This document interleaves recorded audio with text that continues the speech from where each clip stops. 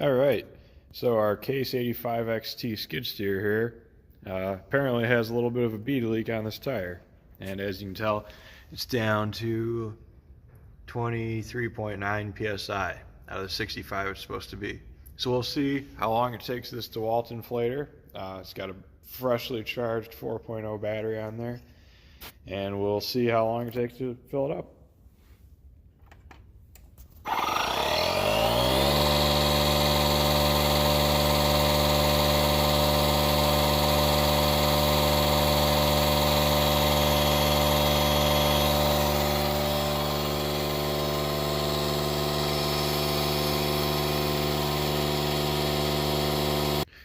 Okay, my bad. I X'd out there. I went back to the stopwatch.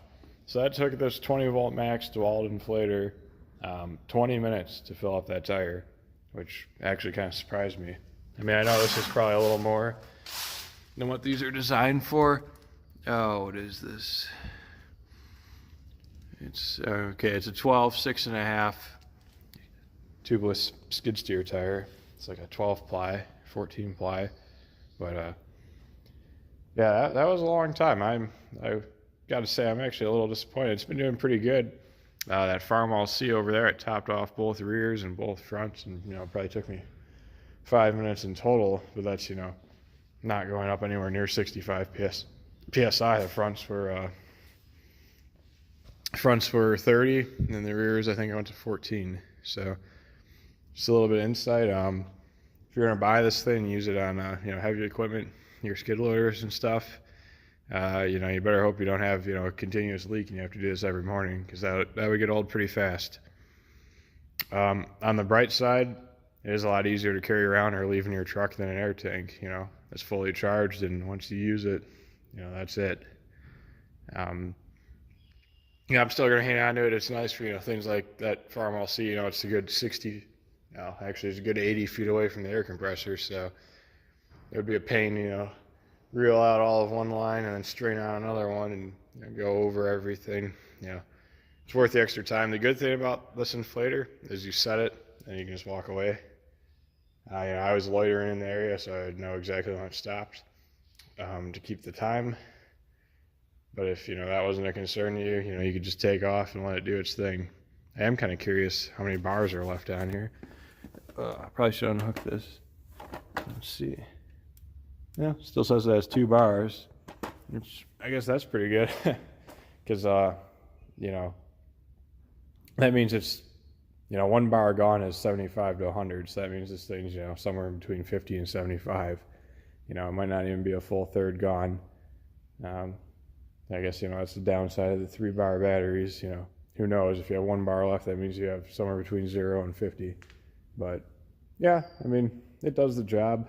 That's probably a lot to ask of it. In a minute here, we're going to go blow up a small tire, so let's see how that goes. All right, so as promised, here's a little tire on one of these little Gorilla carts. It's completely flat. It had that heavy weight in it the whole time. This tire was and still is very flat. We'll see what it takes to go from 0 right up to 10 psi.